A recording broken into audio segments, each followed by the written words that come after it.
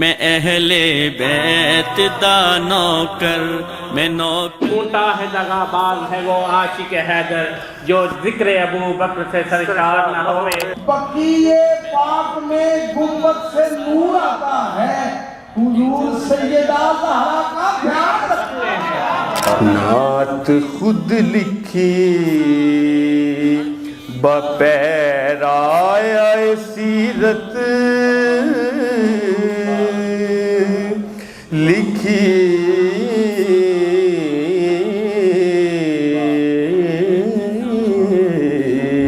اصحاب میں جلی ہے، ولیوں کا بھی ولی ہے، خیبر گواہ ہے اب بھی دیکھو علی علی۔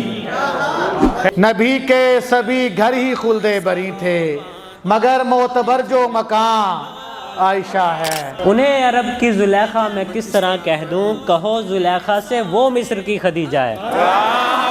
تقدیر کے خالق نے اسے روز ازل سے سرتاج نبوت کا ہی ملبوس لکھا ہے۔ کرن پڑی جہاں جہاں بھی آفتاب علم کی، تیری چمک تھی ہم قدم درے دیار آگے ہی۔